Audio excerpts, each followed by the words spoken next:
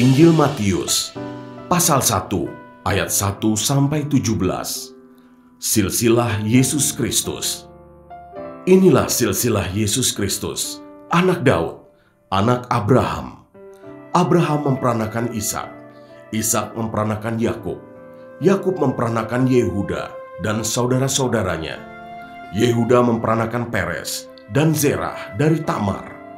Peres memperanakan Hezron, Hezron memperanakan Ram, Ram memperanakan Aminadab, Aminadab memperanakan Nahason, Nahason memperanakan Salmon, Salmon memperanakan Boas dari Rahab, Boas memperanakan Obed dari Rut, Obed memperanakan Isai, Isai memperanakan Raja Daud, Daud memperanakan Salomo dari istri Uria, Salomo memperanakan Rehabeam, Rehabeam memperanakan Abia, Abia memperanakan Asa, Asa memperanakan Yosafat, Yosafat memperanakan Yoram, Yoram memperanakan Uzia, Uzia memperanakan Yotam, Yotam memperanakan Ahaz, Ahaz memperanakan Hizkia, Hizkia memperanakan Manasye, Manasye memperanakan Amon, Amon memperanakan Yosia, Yosia memperanakan Yekonya dan saudara-saudaranya pada waktu pembuangan ke Babel.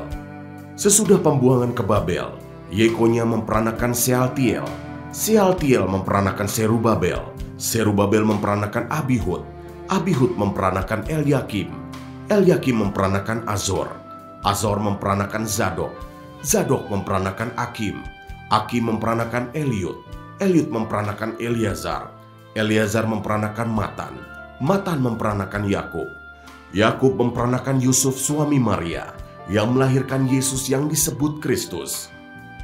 Jadi seluruhnya ada 14 keturunan dari Abraham sampai Daud, 14 keturunan dari Daud sampai pembuangan ke Babel, dan 14 keturunan dari pembuangan ke Babel sampai Kristus.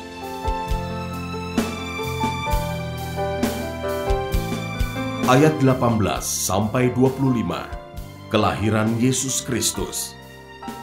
Kelahiran Yesus Kristus adalah seperti berikut.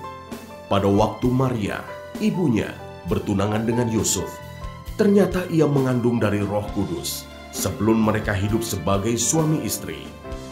Karena Yusuf suaminya, seorang yang tulus hati dan tidak mau mencemarkan nama istrinya di muka umum, ia bermaksud menceraikannya dengan diam-diam.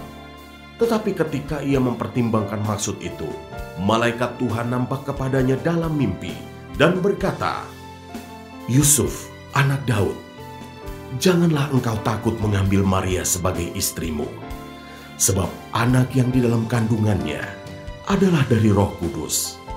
Ia akan melahirkan anak laki-laki, dan engkau akan menamakan dia Yesus, karena dialah yang akan menyelamatkan umatnya dari dosa mereka."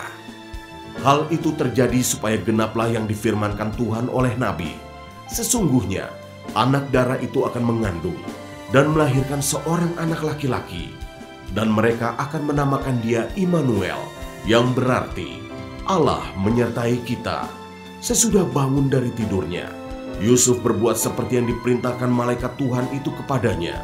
Ia mengambil Maria sebagai istrinya, tetapi tidak bersetubuh dengan dia sampai ia melahirkan anaknya laki-laki, dan Yusuf menamakan dia Yesus.